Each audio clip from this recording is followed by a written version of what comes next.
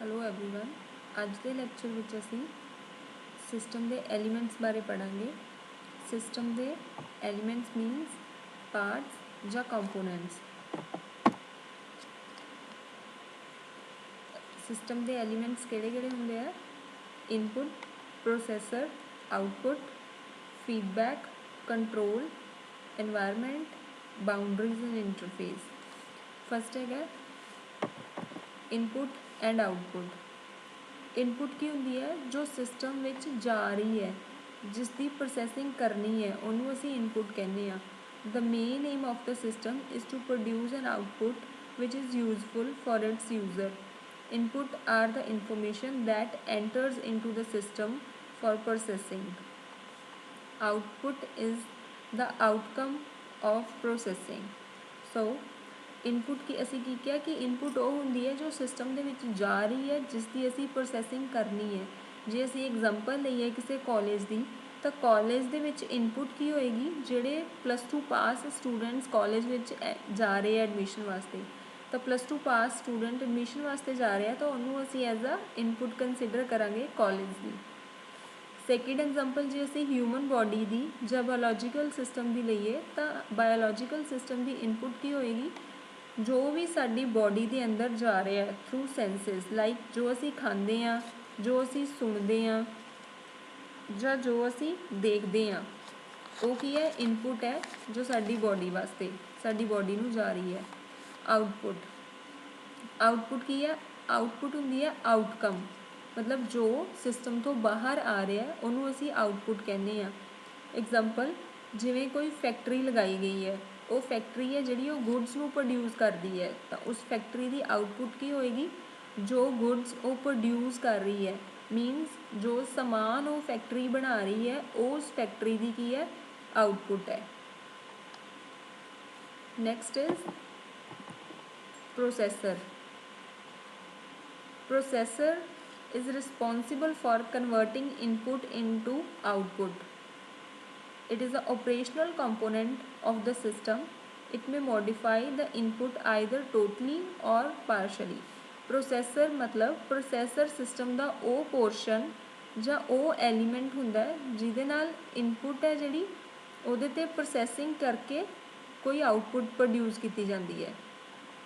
मतलब प्रोसैसर है जिहड़ा वो रिस्पोंसिबल हुंदा है इनपुट की प्रोसैसिंग करन दे विच ते आउटपुट नूं प्रोड्यूस करन दे विच। जिवें जे कोई डेटा आ तो उहदे ते ऑपरेशन कोई ऑपरेशन परफॉर्म करना, जे कोई रॉ मटीरियल है तो उहदी असैंबलिंग करके उहदी कोई आउटपुट प्रोड्यूस करना, ये की है प्रोसैसर का काम है।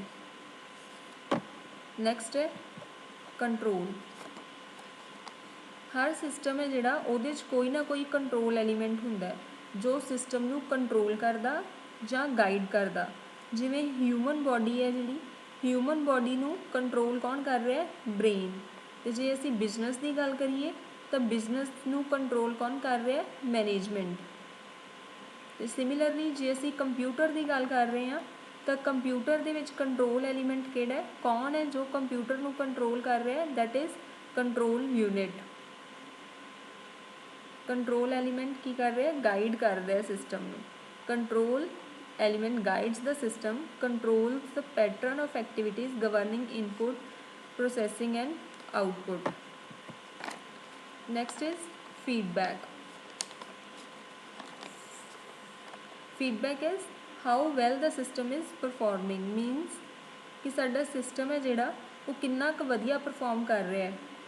जिवें असी किते बाहर जाने आ किसी होटल च या किसी रेस्टोरेंट दे विच, तो लास्ट विच वो साडे तो एक फीडबैक फॉर्म फिल करवाते हैं। फीडबैक फॉर्म फिल करवाने का उन्होंने मतलब की है कि जो असी ऑर्डर किया या जो उन्होंने सिस्टम है जिहड़ा वो सैटअप किया, तो वो फीडबैक फॉर्म भरवा के ये देखना चाहते हैं कि वो सिस्टम जो उन्होंने सैटअप किया वो जिस एम वास्ते सैटअप किया गया सी वो उन्होंने पूरा कर पा रहा है या नहीं कर पा रहा। जे कर पा रहा है तो किन्ने % तक कर पा रहा है, कि कित्थे क बैटरमेंट की लोड़ है।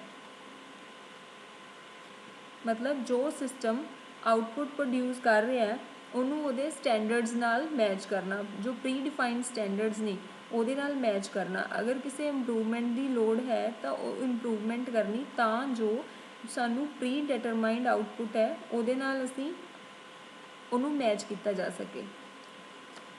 ਫੀਡਬੈਕ ਪੋਜ਼ਿਟਿਵ ਵੀ ਹੋ ਸਕਦੀ ਹੈ, ਫੀਡਬੈਕ ਨੈਗੇਟਿਵ ਵੀ ਹੋ ਸਕਦੀ ਹੈ। Control in dynamic system is achieved ਬਾय feedback. Next is environment. Environment, it is a super system within which an organization operates. External element that affect the system. Environment ਕੀ ਹੈ? ਇੱਕ super system ਹੈ ਜਿਹਦੇ 'ਚ organisation operate ਕਰਦੀ ਹੈ। ਇਹ ਕੀ external element ਹੈ ਜਿਹੜਾ ਅਫੈਕਟ ਕਰਦਾ ਸਿਸਟਮ ਨੂੰ। ਅਸੀਂ ਐਵੇਂ ਕਹਿ, ਜੇ ਅਸੀਂ ਐਗਜ਼ਾਮਪਲ ਦੇ ਦੇਖੀਏ এনवायरमेंट ਦੀ, ਤਾਂ ਜੇ ਕੋਈ ਸਿਸਟਮ ਹੈ, ਕੰਪਿਊਟਰ ਸਿਸਟਮ ਹੈ, ਤਾਂ ਜਿਸ ਜਗ੍ਹਾ 'ਤੇ ਉਹ ਪਿਆ, ਜਿੰਨੀ ਉਹਦੀ ਬਾਊਂਡਰੀ ਉਹਨੇ ਐਕਵਾਇਰ ਕੀਤੀ ਹੋਈ ਹੈ, ਉਹ ਤਾਂ ਉਹਦੀ ਸਿਸਟਮ ਦੀ ਬਾਊਂਡਰੀ ਹੋ ਗਈ, ਅਤੇ ਉਸ ਤੋਂ ਬਾਹਰ ਵਾਲਾ ਜੋ ਵੀ ਏਰੀਆ ਉਹ এনवायरमेंट ਹੋ ਗਿਆ। Next, boundary and interface. Boundary means ਦਾਇਰਾ, ਮੀਨਸ ਲਿਮਿਟ। ਬਾਊਂਡਰੀ ਦੱਸਦੀ ਹੈ ਕਿ ਸਿਸਟਮ ਦਾ ਕੰਟਰੋਲ ਕਿੱਥੋਂ ਤੱਕ ਹੈ।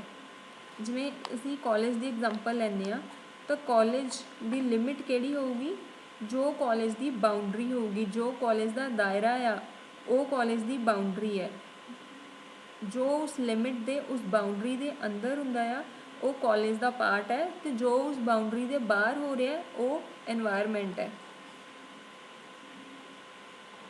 ਮੀਨਸ এনवायरमेंट ਦਾ ਮਤਲਬ ਹੈ ਐਕਸਟਰਨਲ ਐਲੀਮੈਂਟ, ਅਤੇ ਬਾਊਂਡਰੀ ਦਾ ਮਤਲਬ ਹੈ ਇੰਟਰਨਲ ਐਲੀਮੈਂਟ।